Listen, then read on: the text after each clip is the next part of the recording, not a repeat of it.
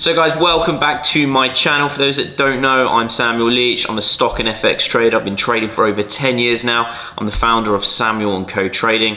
My background stems from private banking, and here I am. In this video, I'm going to break down what my opinion is of the markets, where I see the markets going, and where I see the opportunities.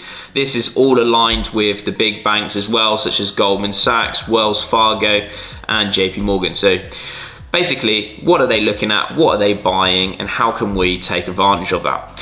At this moment in time, YouTube just seems to be absolutely flooded with a load of bullshit Forex lifestyle influencers that pretty much look like Post Malone in the market. So I just want to bring this core concept back to actual trading, profiting, and what actually works. So let's get started. So guys, what we're doing here, we're looking at gold against the US dollar. Now, gold has had some wild swings lately. We can see here on the charts most recently. Literally in the last 2 weeks, we've seen gold move up 9.4%. So very impressive of how we've seen those moves. Now let's talk from an institutional research perspective and look at what the banks are doing. You know, when we started looking at this earlier on and we said that Wells Fargo, Goldman Sachs are looking for gold to be above $2,100 in 2024. And we saw this 2 weeks ago down here at 1,800 odd. You may well have questioned them. However, let's remember that their investment research team is a lot better than retail traders out there. And you can see that we're already floating around $1,980 an ounce now on gold against the US dollar. So when we look at this, is it unrealistic for Commerce Bank to be predicting that gold will be at $2,100 by the end of 2024? Now, ultimately, this is where my line is up here on the charts. Let's bring it down just a little bit. There we go. I think that that's actually a mild prediction of where gold could be. Now, these institutional research findings of where they anticipated sort of came out before this whole Israel and Gaza conflict that we're seeing. And ultimately, we're seeing this turmoil actually develop even further with Israeli troops looking to go into Gaza on the ground. And so we're seeing these tensions rise, especially within Lebanon, Egypt, and also with Iran. Iran also have came out and said that, you know, they won't be sitting on the sidelines if those troops do pass into Gaza. Again, this is all creating what we call conflicts. It's creating a rise of tensions, and ultimately that will be seen in gold because gold is a safe haven. So gold we will see rise to the upside. So I think gold hitting $2,100 within 2024 is a very good goal to look at. And I think that you guys are also missing out massively on this. I mean, why not pay attention to institutional research that I'm talking about? Because these guys are in the know. These guys are right, you know. And I'll be talking a little bit more about some of this institutional research later when we come to the currency side of things. But when we look at gold and we see that breakdown, $2,100 didn't look feasible 2 weeks ago. However, now we're already back at that 1980. I think that we could see $2,100 quite easily going into 2024, especially if these conflicts are on the rise and we see that increase. Let's make sure that we take advantage of that and we pretty much piggyback on those institutions. But we also have Goldman Sachs here saying that in the next quarter that they could see gold reaching to 20,050. So when we think about that, we're sort of going back to these April highs here that we saw. And again, that is quite a big prediction. We also have United Overseas Bank, UOB Group, predicting that we're going to hit the $2,100 mark within the next quarter, which is absolutely crazy when you look at the two different bank predictions. Either way, what we want to anticipate here is that the banks are predicting gold is going to move higher in 2024. So we want to make sure that we're on the right side of that and we are taking advantage of it. So let's move on to US dollar against the Japanese yen. It's been a pair that has been absolutely flying this year.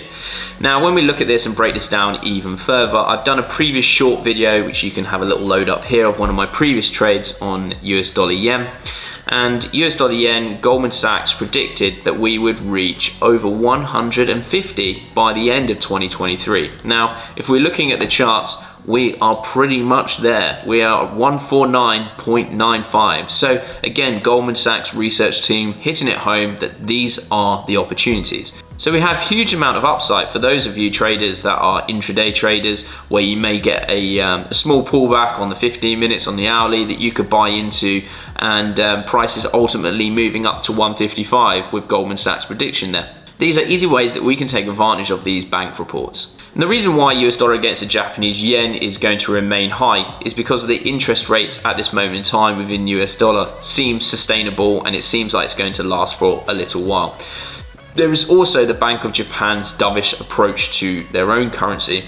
This prediction is underpinned by the bank's outlook of a higher sustained interest rate on the dollar. We've also got the concept that people are talking about soft landing in the US, again, which adds a lot more strength to the dollar, especially when we look at the broader G10 currencies and how they're performing with their economic growth outlooks, not looking as good of a future at this moment in time as the US. And thirdly, we've also got a more dovish outlook from the Bank of Japan with their policy stance as well. If I'm to go down to the daily, we saw the Bank of Japan intervene in the markets when the price hit 150 previously, not too long ago. So you can see that spike down here, but if we jump down to the hourly chart, it did look very short-lived. You can see the spike happening here, from it hitting literally 150 and then jumping all the way down. And I think a lot of traders, including myself, see these as buying opportunities with the long-term outlook, especially over the next 6 months, of where US dollar yen can sit. And these are just prime examples of how you can use institutional research to back your technical trading and ultimately take more money out of the markets. Now, one of the other aspects that we haven't looked at is also oil. Obviously, with the tensions still there with Ukraine and Russia, and now looking to spread even further with all of this issue that we're seeing between Israel and Palestine, we're going to see potential further oil disruptions there as well. And ultimately, as a resource, we might see oil prices there getting stockpiled, which would then also push oil prices higher.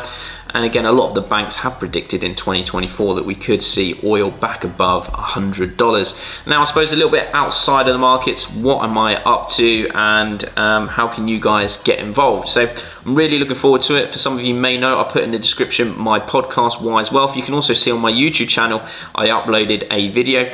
Now, we're going to be really pushing this even further. I've got huge amounts of podcast guests lined up that are super, super interesting for you. So some of the guests that I've got lined up, we've got some great venture capitalists that are managing huge amounts of money. What does this look like? What are they investing in and why? Also a JP Morgan portfolio manager, and also setting up a co-founder of a bank as well for an interview, which is also going to be awesome to get an insight of what they've done, how they got there, and what they're looking at in the markets. And then from a personal aspect, I absolutely love longevity of life.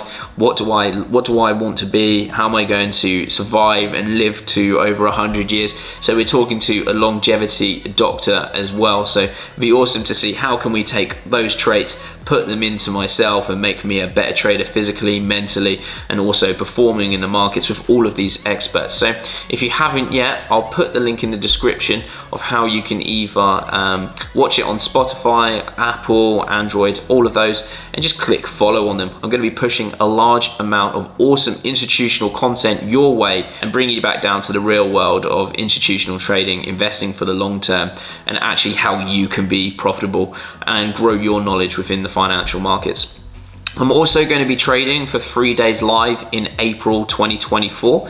I know that we've sold about 60% of the seats. It's either in person or remote. I've also put a link in the description, so if you want to join me for those 3 days, either remote or in person, then come along, see what it's actually like. How am I breaking the markets down? What am I trading intraday live? And how am I doing that? I look forward to seeing you all, guys. I hope you've enjoyed this vlog style video of me, my week, what I'm up to, what I'm looking at in the markets, and also all these awesome podcasts. So stay tuned, hit that subscribe button, hit that like button, and get in the comments if you've been taking advantage of my videos. Awesome stuff, guys. I'll catch you in a bit.